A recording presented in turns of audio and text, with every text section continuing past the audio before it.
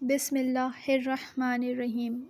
حضرت آدم علیہ السلام اللہ سے مغفرت طلب کرنے لگے اور اللہ کا فرمان، تب ان کے پروردگار نے ان کو پکارا، کیا میں نے تم کو اس درخت کے پاس جانے سے منع نہیں کیا تھا اور بتایا نہیں تھا کہ شیطان تمہارا کھلا کھلم دشمن ہے؟ دونوں عرض کرنے لگے، اے پروردگار، ہم نے اپنی جانوں پر ظلم کیا ہے، اور اگر تو ہمیں نہیں بخشے گا اور ہم پر رحم نہیں کرے گا تو ہم تباہ ہو جائیں گے۔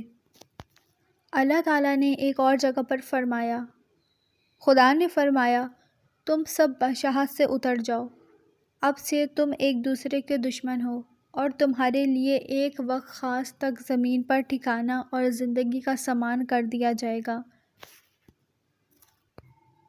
یہ خطاب حضرت آدم اور حوا اور شیطان کو ہے، اور یہ بھی کہا گیا کہ سام بھی ان کے ساتھ تھا۔ ان سب کو کہا گیا کہ تم جنت سے اتر جاؤ، تمہارے آپس میں دشمنی اور لڑائی ہوگی، اور اس بات میں سام بھی شامل تھا۔ نبی کریم صلی اللہ علیہ وسلم نے سام کے قتل کرنے کا حکم دیا اور فرمایا، جب سے ہم نے ان سے لڑائی کی ہے، اس وقت سے اب تک ہم نے ان سے مصلحت نہیں کی۔ اللہ تعالیٰ نے ایک اور جگہ پر فرمایا کہ تم دونوں یہاں سے نیچے اتر جاؤ،